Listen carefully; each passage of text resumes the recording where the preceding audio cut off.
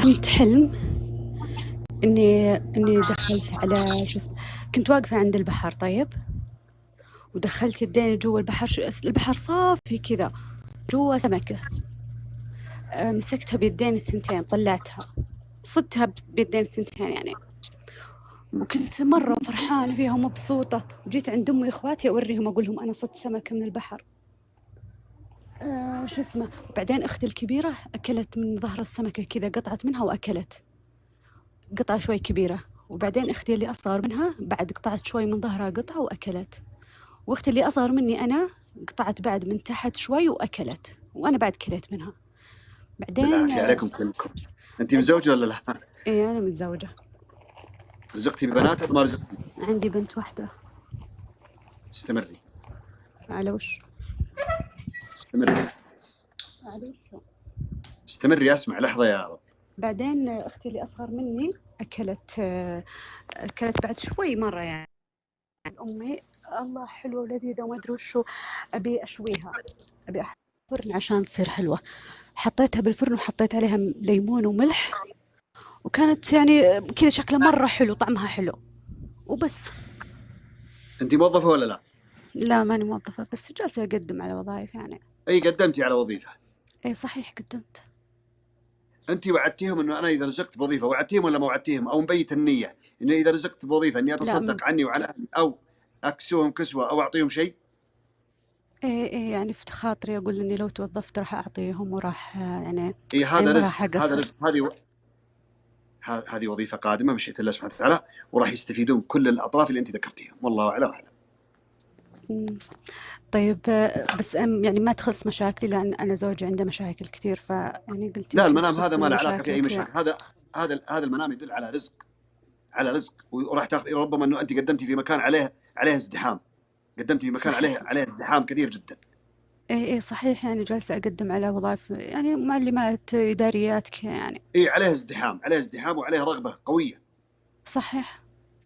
اي نعم، هذا رزق قادم، راح تتوظفين في هذا المكان باذن الله سبحانه وتعالى، وهم يرزقون من هذا الرزق اللي ذكرتيهم كلهم إن شاء الله يا رب. الله اما يعطيك الزوج ما العافية. له علاقة في هذا المنام ابدا. نعم. لأني أنا حلمت بالأسماك، حتى يعني بعد حلمت بالسمكة بعد الحلم ذا بيومين. حلمت إني أطلع من إذن ولد أختي الصغير، أطلع شيء مادة لزجة كذا، أطلعها من إذنه، بس كذا سحبتها زي لزجة مخاطية. أول ما طلعتها طلع سمكة من إذنه، سمكة صغيرة يعني شوي كأنها حية كذا. وطلعت الثانية بعد، يعني 3 سمكات طلعتها من إذنه. كان كم عمره؟ الولد ارتاح كذا، يعني كانت إذنه توجع وارتاح، وأنا انبسطت. كم عمر الولد؟ 8 سنوات كذا. عنده مشاكل صحية أو في عنده مشكلة مع أحد؟ يعني هو يسمع من أحد كلام غير جيد، أو أحد يسيء له بأمر، أو عنده مشاكل صحية؟ لا بس شخصيته خواف كذا، وعيونه ما يشوف، لازم يلبس نظارة. أنت تحاولين مساعدته؟ ويعني شخصيته خوف. اي والله أحبه، يعني دائما أحاول إني أساعده.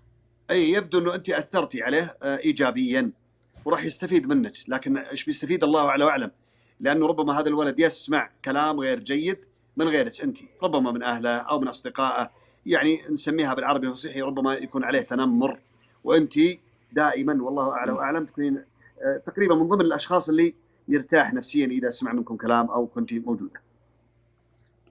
شكرا، الله يسعدك يا شيخ. سودعت الله. الله يعطيك العافية. باي. حياك الله. اللي بعده. السلام عليكم يا شيخ. عليكم السلام ورحمة الله. مرحبا. كيف حالك يا شيخ؟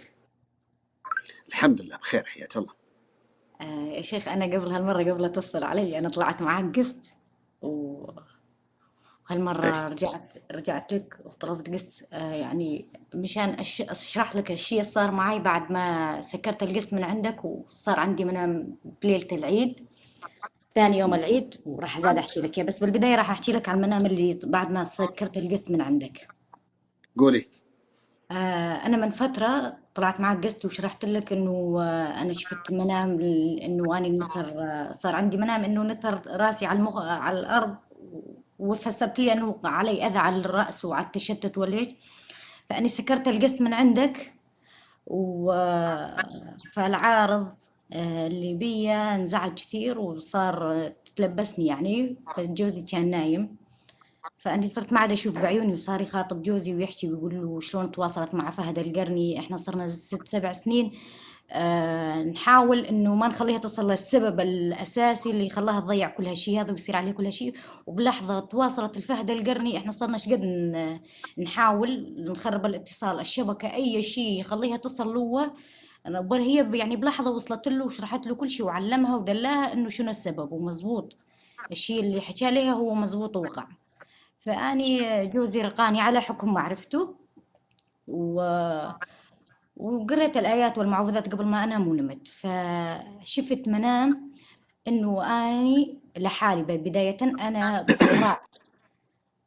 بصحراء كنت ماشية، فبهالصحراء جالي بيت مثل البيوت القديمة يعني معمرة باللبن والوحل. ففتت على هالبيت ولا بيه بس حتى من هاي أضوية الغاز الصغيرة، اللي هو ايش؟ السكروجة، أضوية السكروجة هاي الصغار، يعني مو شغل ما كهرب. اي نعم، استمر. ففتت على البيت، بيني وبين نفسي أخاطب حالي وأقول هذا بيت الشيخ فهد القرني، ولا شوي ويطلع معي جوزي. فإحنا قعدنا ولقينا البيت ممدود ونظيف وجميل بمعنى الكلمة، وفيه راحة نفسية الله يعلم بها يعني. فقعدنا، ولما قعدنا لقينا سفرة أكل. سفرة الأكل هي صايرة يعني خشب ومنها وبيها الصحون يعني، فبالنص صاير تمر معجون مسحوب العجوة ومعاه زيت زيتون، وهاي بالنص وداير ما يدور صحون من ضمن هاي سفرة الأكل اللي فيها تمر وقناني مي صغار. فإحنا صرنا قعدنا أنا وجوزي فصرنا ناكل منهن. جوزي أكل ويعني أموره تمام والحمد لله. بس أنا ما قدرت آكل، قلت له يعني صرت أقول لجوزي إنه أكل لا قبل يجون يأذونا، لأنه إحنا ببيت الشيخ فهد. فقال لي أنتي أكلي ومعليش أنا ما قدرت آكل. اكلتي من التمر؟ لا، جوزي أكل بس أنا لا، ما قدرت آكل، كنت خايف إني أنأذى، قلت له أنا ما راح آكل. طيب، هذا المنام يدل على بمشيئة الله الصحون صحة، التمر شفاء بإذن الله سبحانه وتعالى، زيت زيتون كذلك. المطلوب منك أنت الآن، هذا يدل على أنه أنت عندك مشكلة كذلك بالباطنية، عندك مشكلة بالباطنية ربما، والله أعلم. نعم، تحتاجين إلى الرقية الشرعية وتستمرين على زيت الزيتون وعلى تمر العجوة. إذا حصلتي على تمر العجوة فمرحبا، ممتاز جدا، لأنه من الأكلات اللي الله أعلى وأعلم الشياطين لا تقبله أبدا ولا تستقر في مكان فيه تمر. البطن اللي فيه تمر الشياطين ما تستطيع تقربه، هذا كلام النبي عليه الصلاة والسلام: من تصبح ب7 تمرات من تمر عجوة المدينة لا يضره سم ولا سحر ذاك اليوم.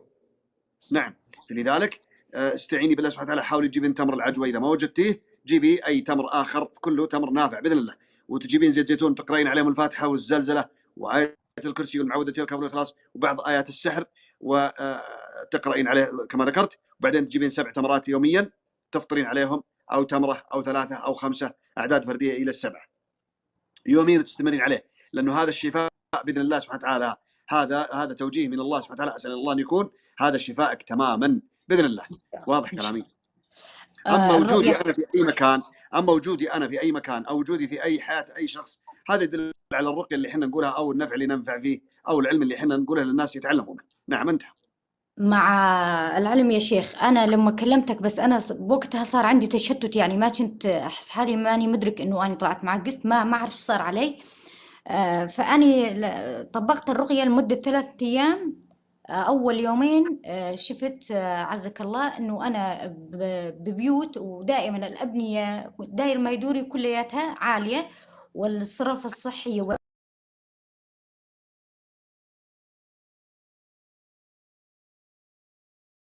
عالية.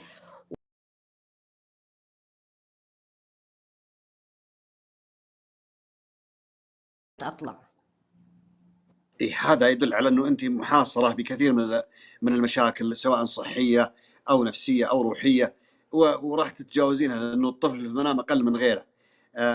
المراحيض والأشياء هذه كلها تدل على وجود